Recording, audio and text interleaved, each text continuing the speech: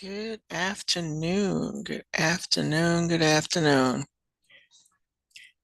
Hope everybody is doing okay.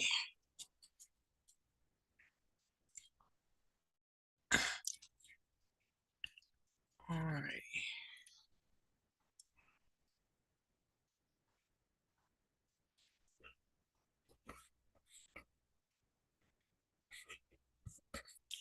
All right. Before I do that, let me make sure I even have it loaded for you guys.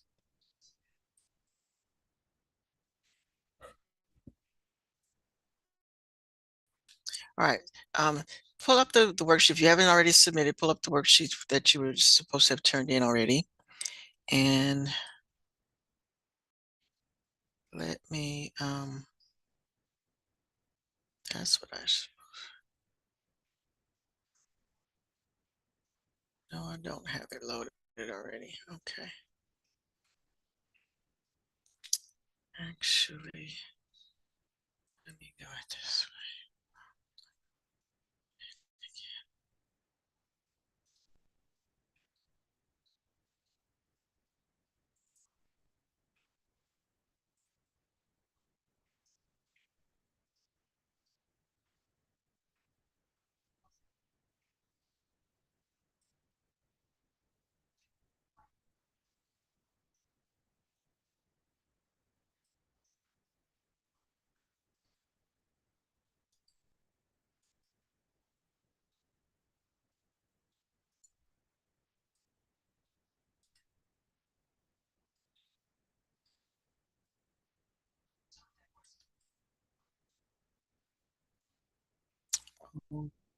Okay.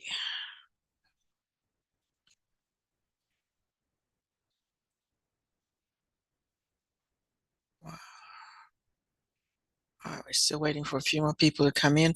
In the meantime, like I said, have up the other worksheet that you were supposed to have turned in. I'm going to pull mine up. I did 2 more questions on it since last we met. And then we're going to work on a second worksheet. So yesterday we were talking about inherited traits, and one of them was sex-linked traits. So we're going to work on a worksheet for sex-linked characteristics. All righty.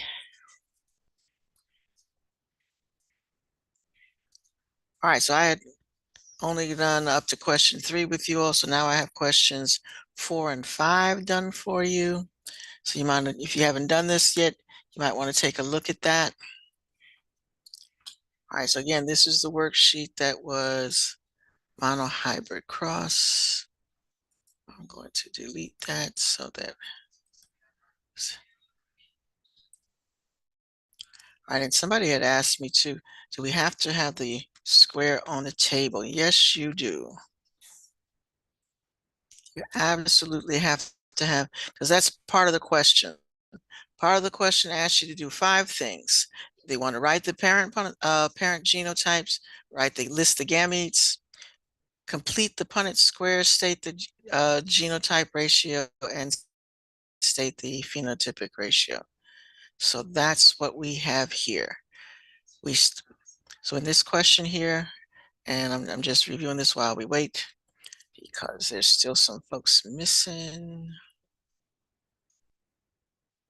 All right, so I did 3 with you. So this is 4 and 5 that you see visible right now. Okay. Actually, you can see 3, 4, and 5. So again, if you haven't done your worksheet yet, these are the answers. The rest are going to be up to you.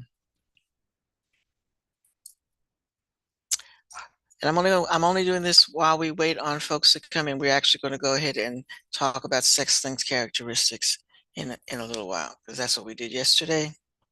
We talked about the different types of characteristics.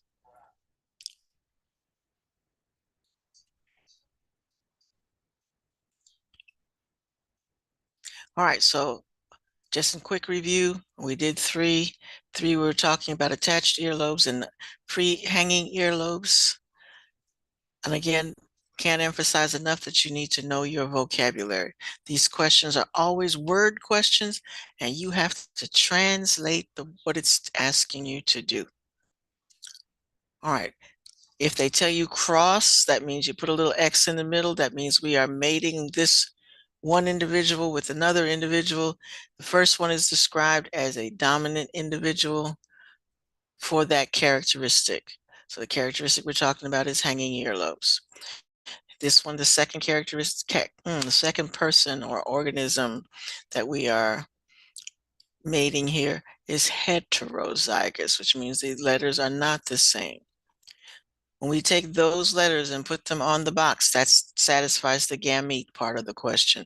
These would be the gametes. During fertilization, we get what comes out in the boxes. So these boxes represent possible offspring if we mate these two individuals. The box always represents 100% possibilities. And again, these are possibilities. In real life, you could always get the first box, you could get the last box. Any one of these boxes is possible. All of the boxes are possible. If you had 4 children, you could have 4 different possibilities, or they might all be the same. So these boxes represent possibilities.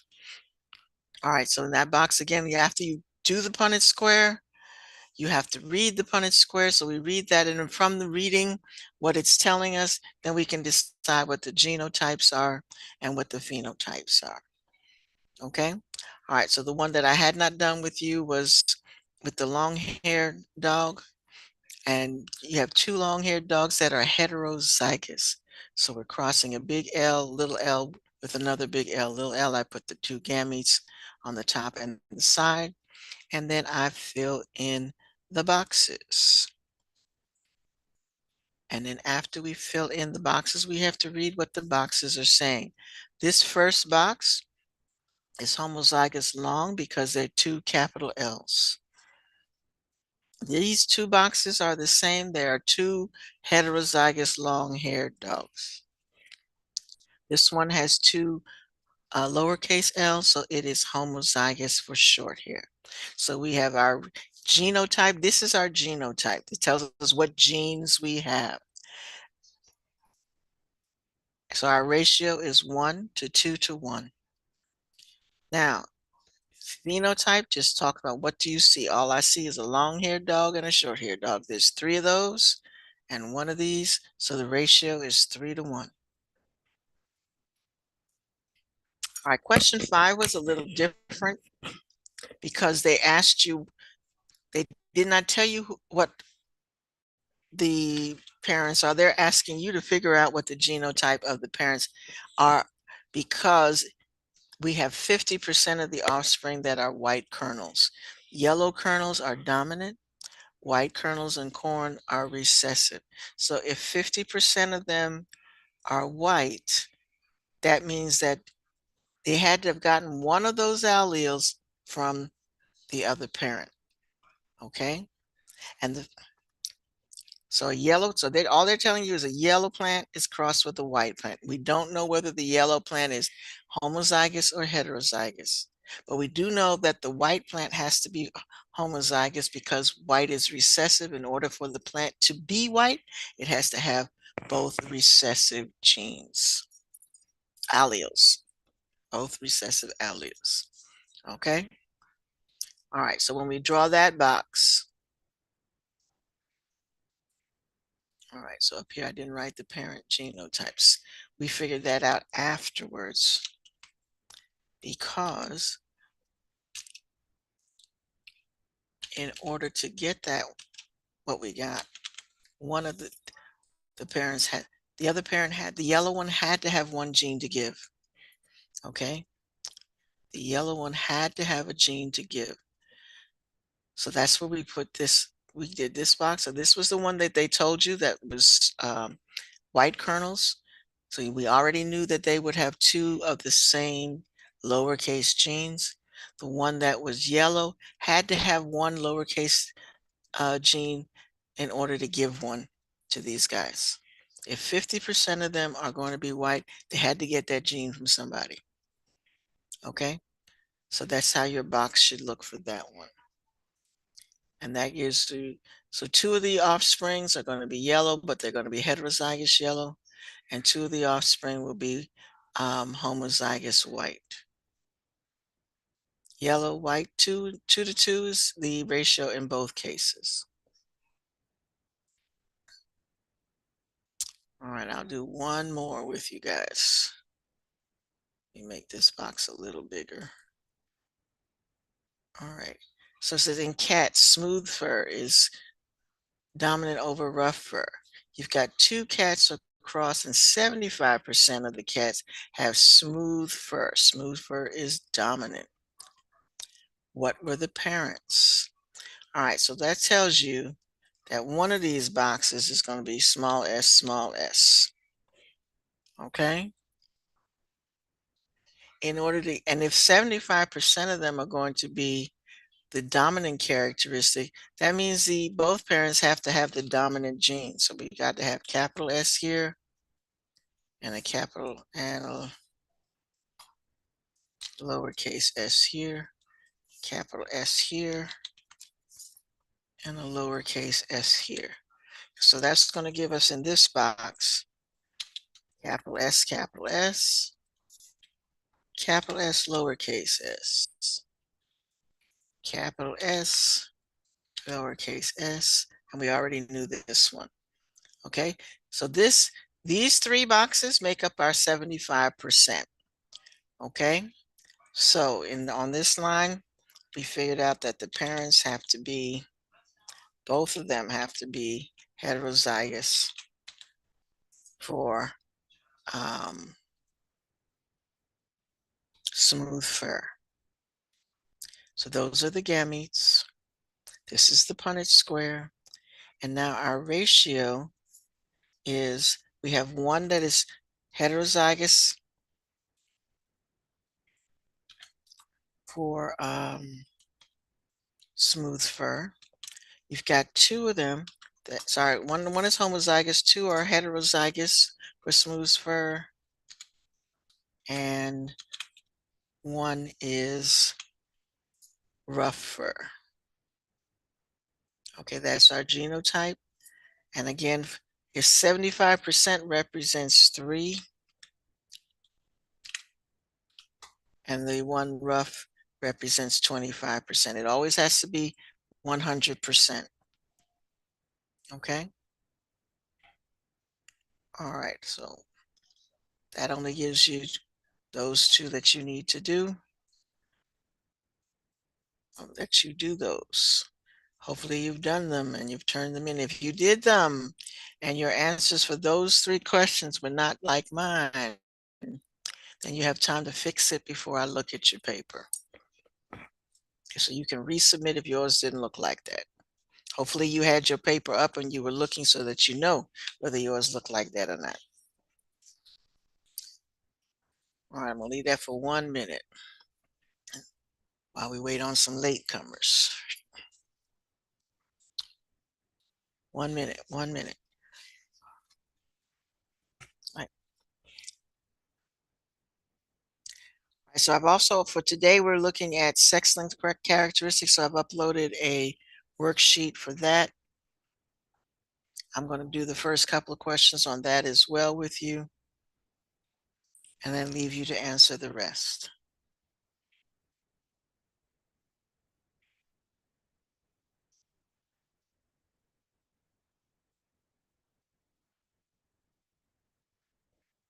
All right, and all the boxes have to be filled in. Every question has a gamut, Punnett square. So yes, if you didn't draw the square, that's points off because that's part of the question.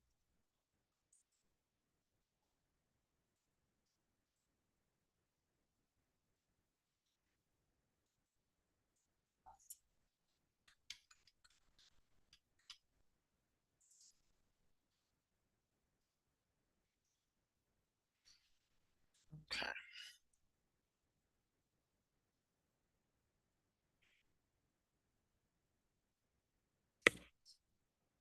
All right. Closing that. Yes, I want to save that. And then I have to change to my other share page.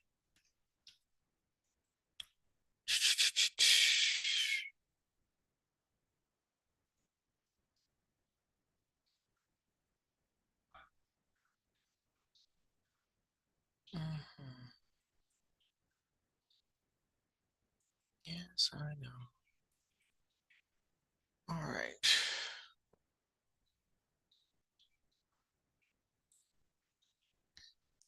Okie dokie. All right. We are missing a couple of people, but just a heads up. Next week, let me start with this in case some of you weren't looking at your home page. Next week is midterm exams, 9-week exams, and the exam for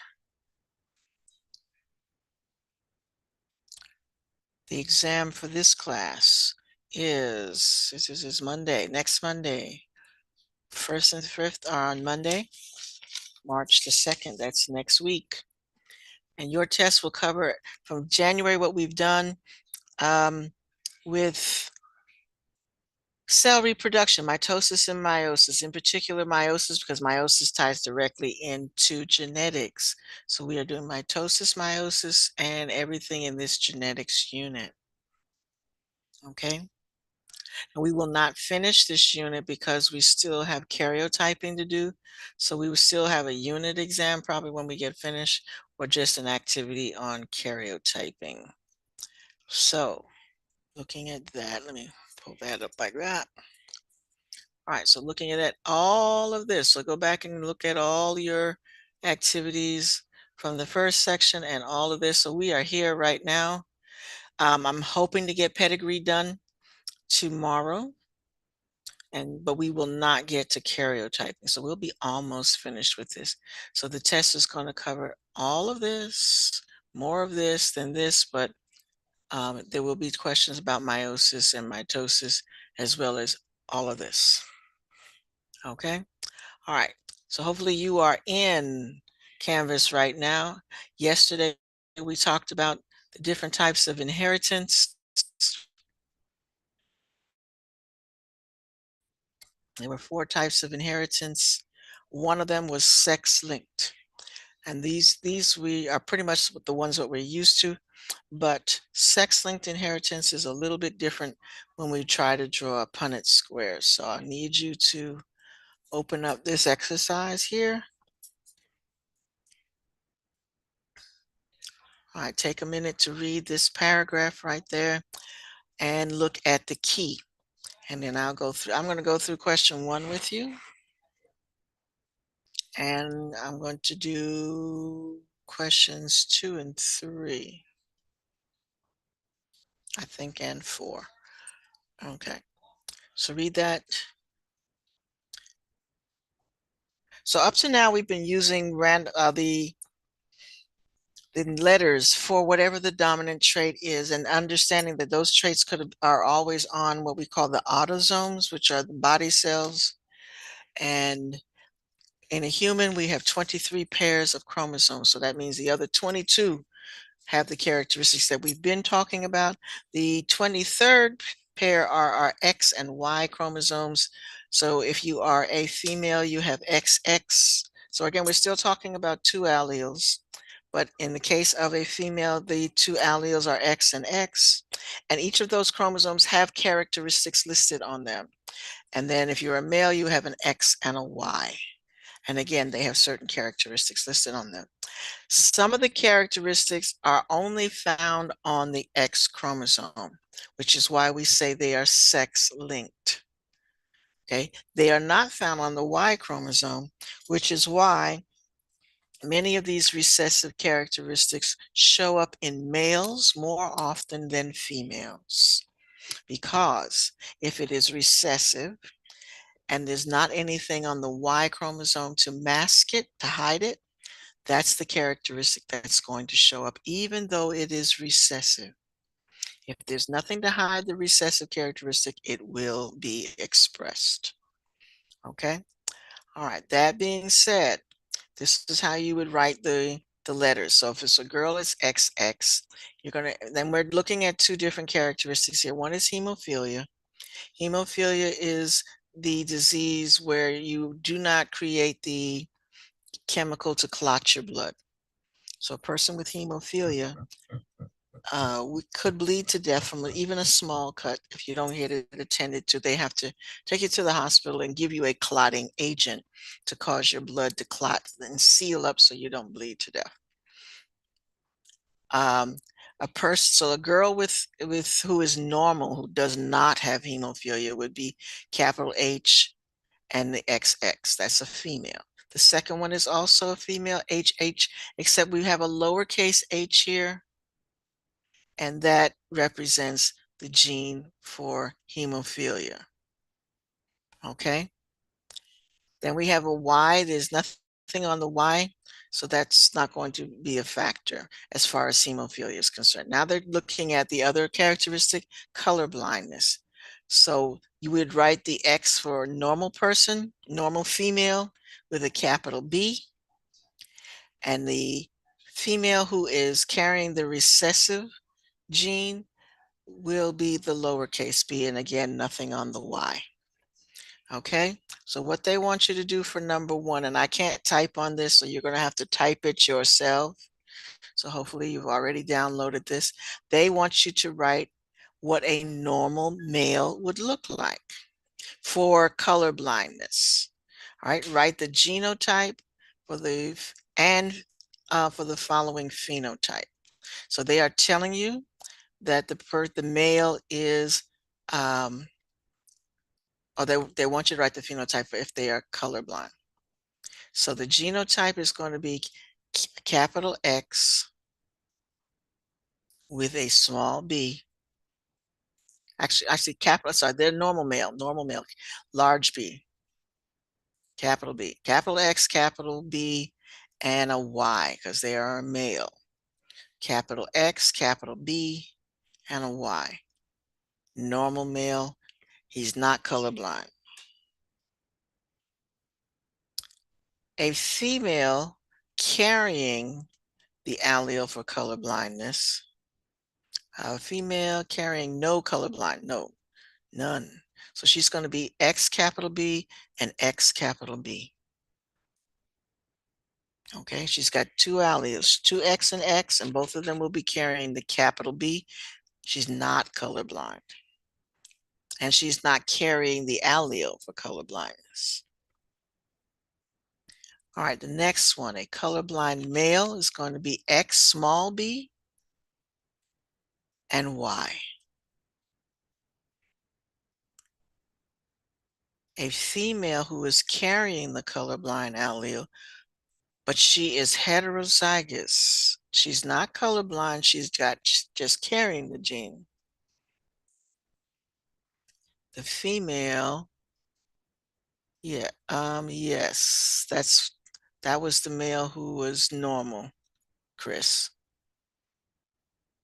The female was going to be X capital B, X capital B.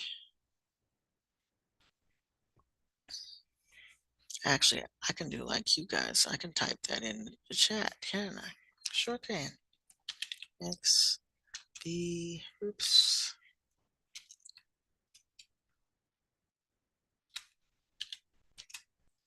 All right, that was the female for B. And homozygous, again, know your vocabulary, means that they and you're always going to write the X first. Don't write the trait second, right? Write the X first. So it should be X, yeah, like how I did it. And then the next one, for the male who is colorblind, he's going to be X lowercase b y. And folks, I'm actually, I thought I was answering everybody. This is supposed to be in the chat for everybody. Okay, male, X, lowercase b y. All right. That's going to be the colorblind male. So I just put that in the chat for everybody. All right. The female who is carrying the allele, but she's not colorblind. She's carrying X, capital B on the first one, and her second allele is going to be look like that.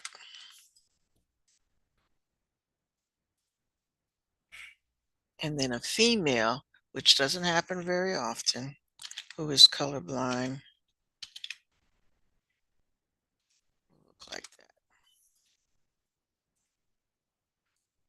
All right. So you always have the capital letter for the male or femaleness, but then the letters for the trait will either be capital or recessive. Okay.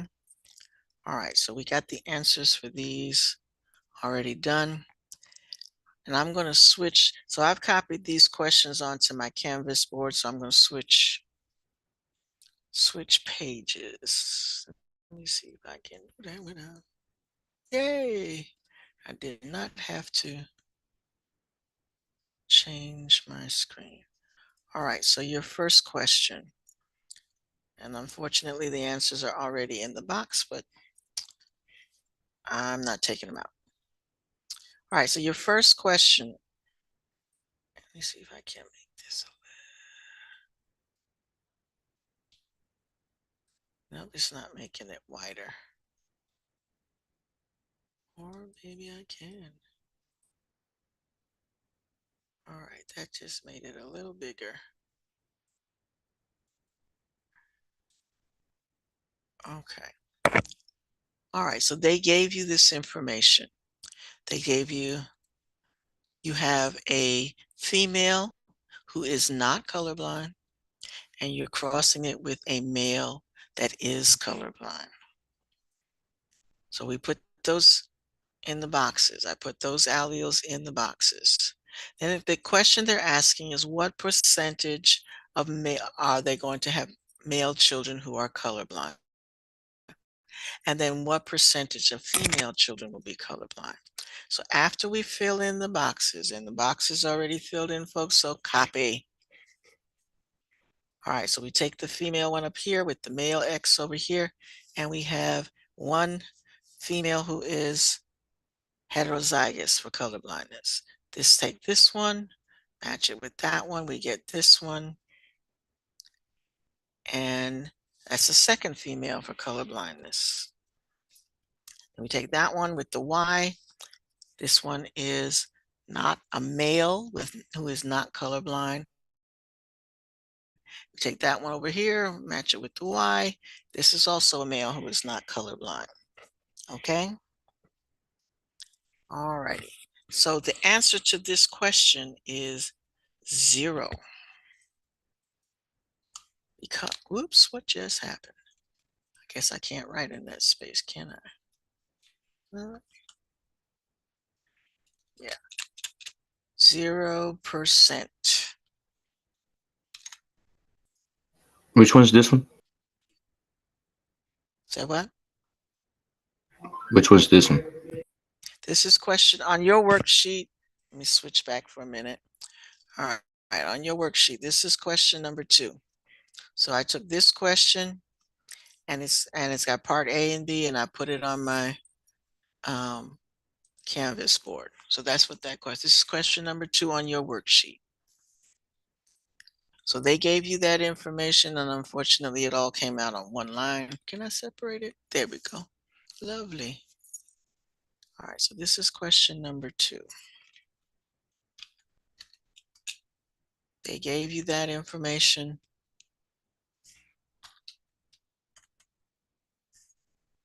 And I don't like it like that. 2 parts of the question were, that's the way it looks. Okay. All right. And then this one is also 0. All right. And I'll tell you why. They asked what percentage of the male children are colorblind. So our male children are these 2 down here. Both of them have a capital B, so neither one of them are colorblind. What percentage of the female children are colorblind? Both of these, even though they have a small b, the capital B will cover that up, so they will not be colorblind either. All right, so nobody's colorblind. None of these offspring will be colorblind. Okay? All right, but you can still type out that we have, and notice also when you cross across males and females, you always get 50-50. No matter what the characteristics are, you're always going to get half male and half female. So it's always going to be 50-50 when we do sex-linked Punnett squares. Okay? That's a given. But then the question is what the characteristics are going to be. All right, this third question. Let me see if I can't make that one bigger. All right, and then do what I did with the other one so that it kind of looks like what you have. All right. So what they've done with this third question. So what do I put for A on 2? You're going to put that here. All right, so you're going to have to put your letters on the top and bottom because they already gave you the square. So you're going to have to put the parents across the top and the side. And then you're going to put the information that I have in my box in these boxes, and then put 0 and 0 here because none of them will be colorblind. And the same thing with question 3. I've copied that on the other page, so you're going to have to put this information up here at the top, on top of the box here, and on the side of the box, and then we're going to fill in the box. All right, so question 3. So back over here. Question 3, we're actually taking 2 of the offspring from this group, and we are going to mate them. And then they want to know if your second generation, okay, hold it up because somebody just came in. All righty, so if we cross these 2, and let me see if I can move this box up a little, that it matches there. Okay, now they want to know what portion of the male children will be colorblind and what portion of the female children will be colorblind. So we put these individuals on the top for the female, on the side for the male. And this time when we fill in the boxes, we get one box that has capital X and a capital B, capital X, capital B. Our second box is going to have capital X with a small b and capital X with a large B.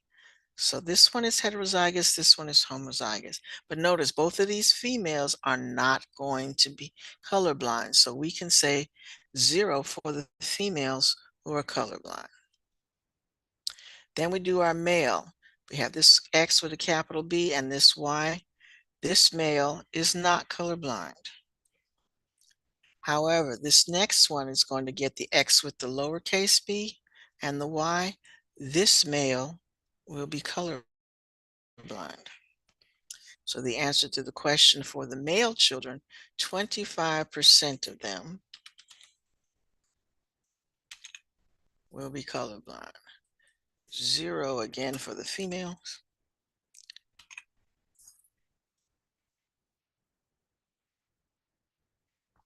All right, everybody got it? Everybody's following?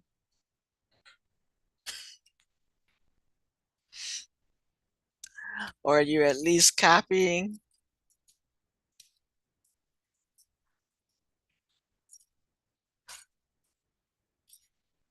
All right, what time is it? This class goes quick. Yeah, we got like 2 minutes. Is that 75% or 25? 25. This, because it wants to know how many of the male children.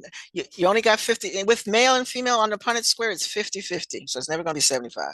50% female, 50% male. Of those males, only one of them is colorblind. So that's 25% of Yeah, the no, whole it's whole just a little box. hard to see. Oh, okay. That's a 25. That's a 25. All right, so we got exactly 5 more minutes. All right, and that's enough time for you to see number 4. So, hold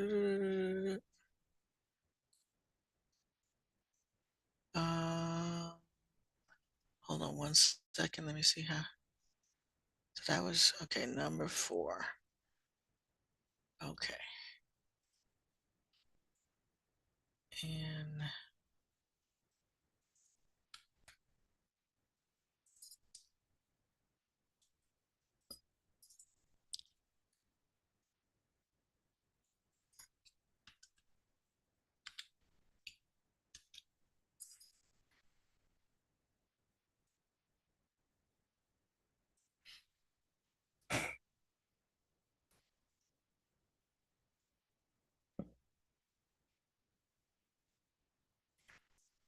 check the question, see if I copied it right.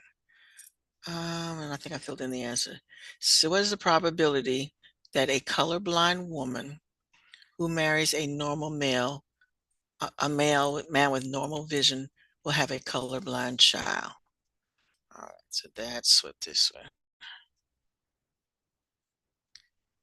All righty. So a woman with color blindness, she's going to be X with a lowercase b and X with a lowercase b, because that's the only way a female can be colorblind. Both of her X's have to have the recessive trait. And we're going to cross that with the man who is normal vision. So he's going to be X capital B, and this is where I put the answer in already. Okay. So this is the male. So and this is the female. She's colorblind. He is not colorblind, but the children, and I wrote this one backwards by accident, but it doesn't matter. Your capital B from dad, lowercase b from mom. This child is a normal female. Capital B from dad, lowercase b from mom. This child is going to have normal vision, but both of them are going to be heterozygous, which means they're carriers. They can pass it on to their children. The men, mom is giving a lowercase b, and dad has nothing to counteract that on that Y. So this male will be colorblind. Same thing here. This one is a lowercase b. The Y has nothing to copy it. I'm sorry, mask it. So this is also going to be a colorblind male. So 50% of the male children, or all of the male children, 50% of the offspring that will be male and colorblind.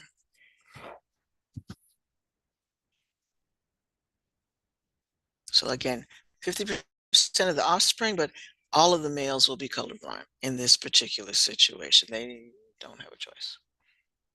If these two people marry, all the girls will be okay. All the boys will be colorblind. Okay. All right. So it is time to go. So you all have to finish the rest of the worksheet. That's your job. So next time I see you, I'll give you a few minutes to work on that, and then we're going to review, because Friday when I see you, no, tomorrow. Tomorrow when I see you, that's the last time I'm going to see you before the exam. So we're going to review tomorrow. We're going to talk about pedigree real quick, and then we're going to review. Because your test is Monday. All right. Questions.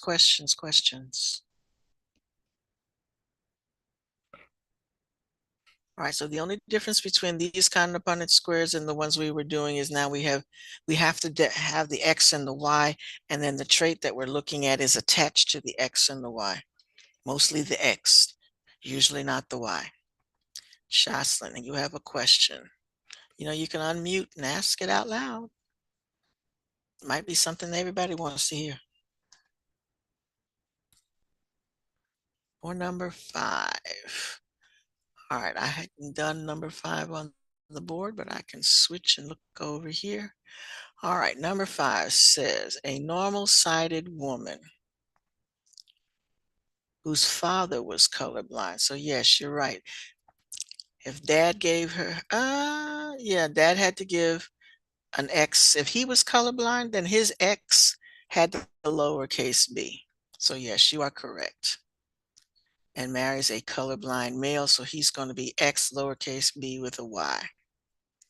You're welcome. So yes, you are right.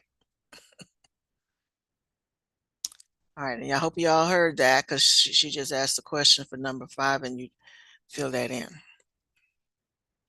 All right, folks, it's time for you all to go. So I will see you tomorrow.